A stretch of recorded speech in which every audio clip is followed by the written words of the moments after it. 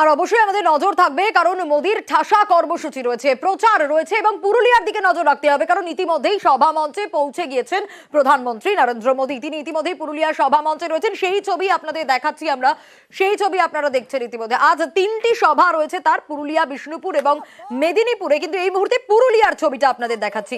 ইন্দ্রজিৎ আমাদের প্রতিনিধি রয়েছেন আমাদের সঙ্গে।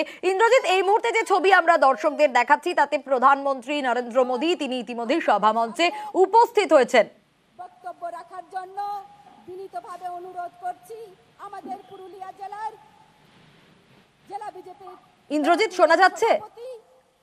দেখো সোনিয়া, একেবারেই তাই, একেবারেই পুরুলিয়ার গাঙ্গাড়ায় যিনি যেখানে সভার মঞ্চ সেখানে তিনি পৌঁছে গেছেন। তিনি বিশেষ কপ্টারে করে তিনি একেবারে হেলিপ্যাডে নামেন এবং সেখান থেকেই তিনি চলে আসেন একেবারেই মঞ্চে। এবং একেবারেই সকাল থেকেই একেবারেই বিজেপি কর্মীদের উৎসাহ ছিল চোখে পড়ার মতো। তার কারণ 11টা থেকে আমরা দেখছিলাম যে বিভিন্ন কর্মী সমর্থক একেবারে প্রধানমন্ত্রীকে দেখতে বা তার বক্তব্য শুনতে ভিড় জমাচ্ছিল একেবারে গ্যাঙ্গাড়ার মাঠে। এবং একদিকে যেমন বিশাল আয়োজন হয়েছিল, অন্যদিকে মানুষের ভিড় প্রচুর রয়েছে, অন্যদিকে পুলিশের নিরাপত্তা চোখে পড়ার মতো।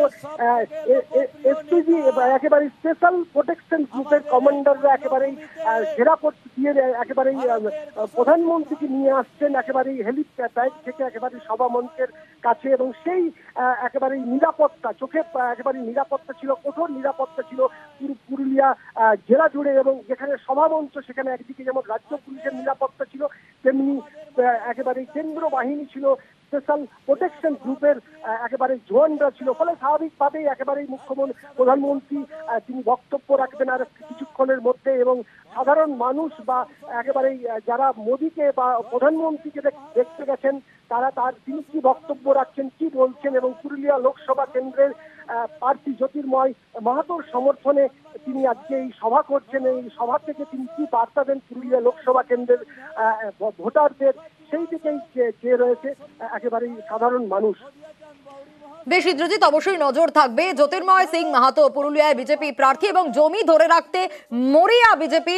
প্রধানমন্ত্রী তিনি এসে উপস্থিত হয়েছেন, আর কিছু মুহূর্তের অপেক্ষা, বক্তব্য রাখবেন তিনি। এবং পুরুলিয়ার দিকে অবশ্যই আমাদের নজর রয়েছে, তারই পাশাপাশি বিষ্ণুপুর, মেদিনীপুর সেদিকেও নজর থাকবে। কিন্তু পুরুলিয়ার ছবিটা আপনাদের দেখাচ্ছি, প্রচারে মোদী, এবং সরাসরি সেই ছবি আপনারা দেখছেন।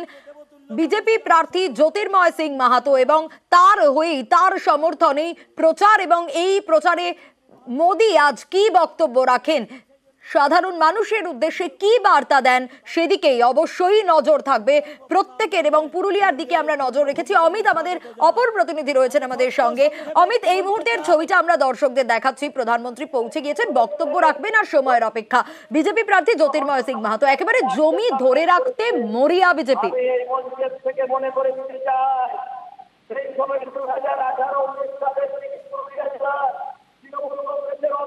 অমিত, শোনা যাচ্ছে?